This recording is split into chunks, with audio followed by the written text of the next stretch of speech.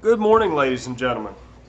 I'm going to do a quick video here on this. I had a viewer ask me about it.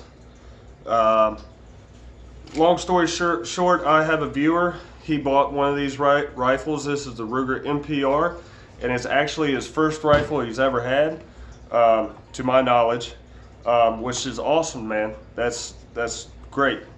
Hopefully you like it as much as everybody else that I know has one of these.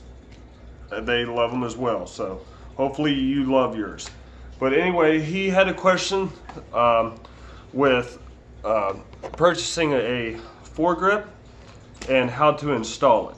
Okay, so we're going to go over that today. Just like always, you shouldn't have to say it, but always make sure the gun is unloaded.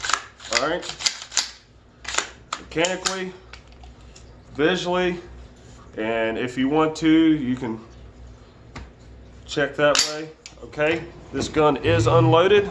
Now, to the gentleman that was asking me, let me adjust you here so you can see a little bit better. I'm going to try to do this the absolute best that I can with the lighting that I have. For the gentleman that bought one of these, and you were asking me last night about getting a foregrip and what kind you need, and the difference between a M-LOK system and a KeyMod system. I honestly thought that I still had a KeyMod handguard. I just went through all my gun parts and I don't have one anymore, so unfortunately I'm not going to be able to show you the difference between a KeyMod and a M-LOK, but you can go on the internet and you can find tons and tons and tons of literature on it. Anyway, the Ruger MPR from the factory comes with a M-LOK style setup. Okay, and this is what your M-LOK setup looks like. Okay, it's on all sides of the firearm. Okay, now these bigger ports like this one here, these are not for mounting. Okay, they're more or less to help your barrel cool off and aesthetics kind of.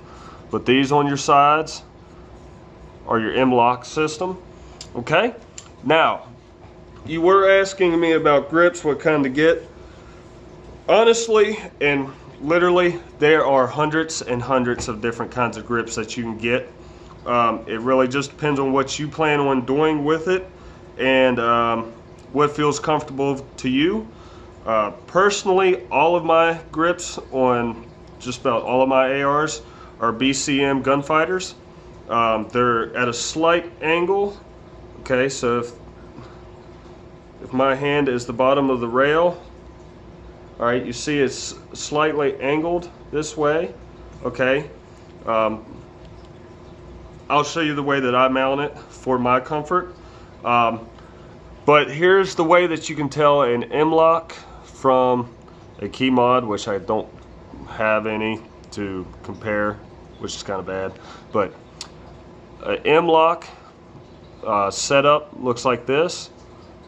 Okay, to where a KeyMod system would just be a complete circle. Okay, it would almost look like the bottom of a rivet. It wouldn't be flat on the sides like this is.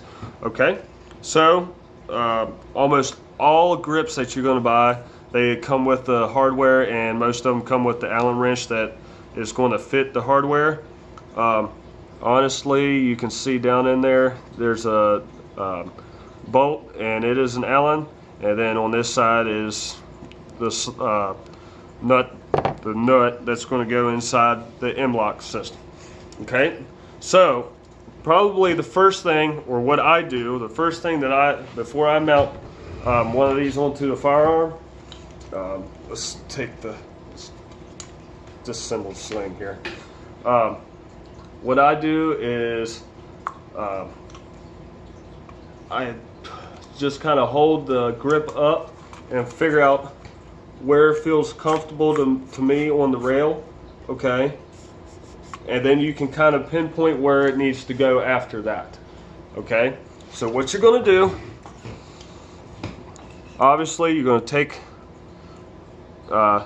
your grip, make sure that your mount is going the right way as the slot, and you're just honestly going to just stick it on there. Now come off so I can show this part, because this part is actually fairly important. On the grip, you see it has these little tabs that stick up. These are very important that those tabs fit in your slots. You don't want the tabs to be, one of the tabs to be up on a shelf on your rail, because then it's going to kick the grip out a little bit. It's not going to set flush. Okay, that's just a little tip. Okay, now I think that's where I had it. Okay, so all you're going to do is you're going to place it in, hold it. You don't really have to hold it firmly. And then you're going to take your Allen wrench, find the Allen head, right? And then you are literally just going to tighten it up, which I am obviously having a problem here finding mine. I'll give it, there we go. All right. I have mine right about where I keep it. All right. And you're literally going to tighten it up. Well, possibly. Yeah, we'll just keep on going here. Keep you going here. If I can get this bad boy to turn the way that I need it to, that's about right. All right, we're back. Okay, so I'm going to show you the easier way of doing this, because I'm trying to do it on camera and I can't see what I'm doing here. Obviously, I'm holding it out of the camera. Okay, the easiest way is take your Allen wrench that's going to come with it, place it in the grip first, and obviously my nut fell off. Okay, leave your Allen wrench in the grip. Now I need to go this way because I angle mine differently. Okay, you're going to insert it. You are going to insert it into the slots. Okay, like so. What is going on here? Why is this not working for me on camera?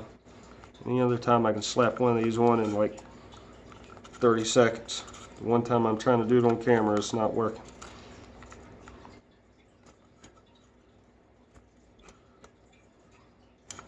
Now sometimes these can be a little finicky because you have to get them just right.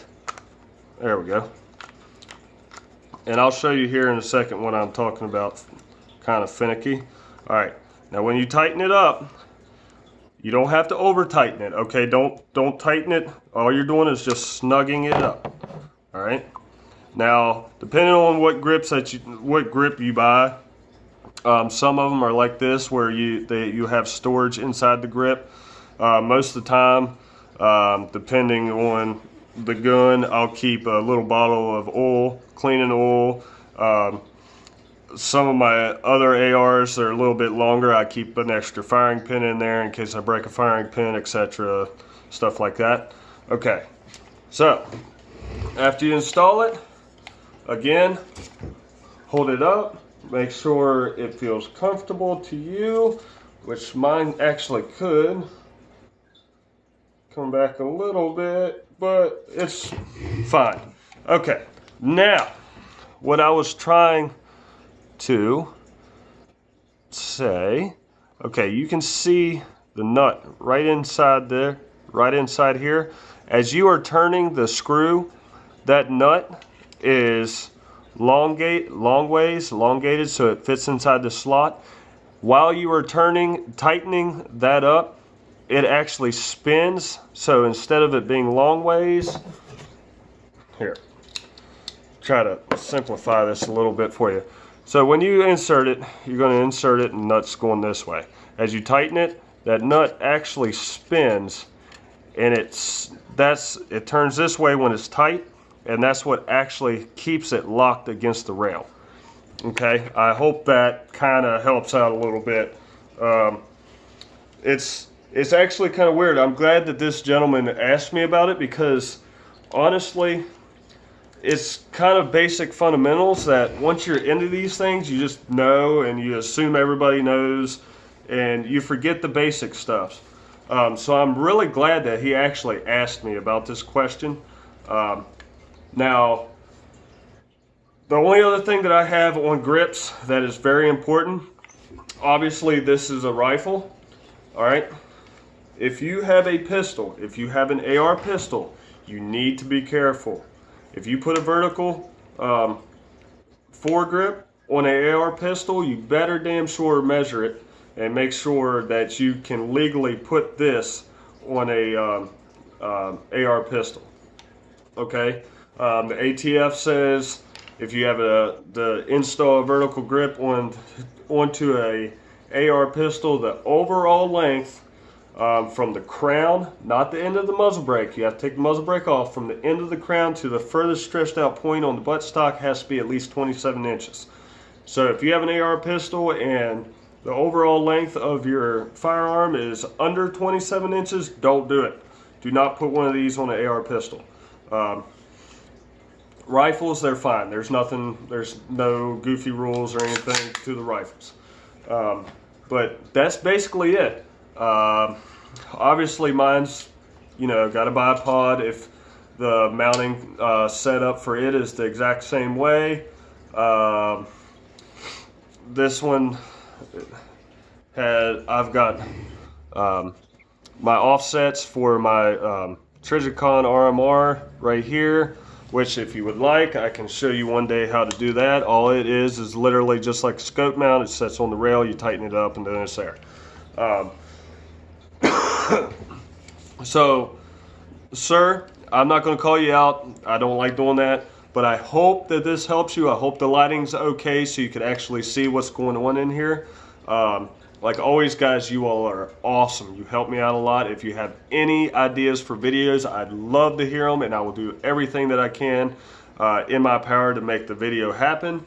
But, sir, you got one of these. I hope that you love it. It is a great rifle, and you will not regret it.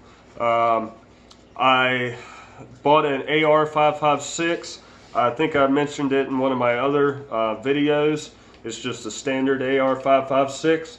So when it gets a little warmer out, right now it's about 12 degrees and we have a couple inches of snow on the ground.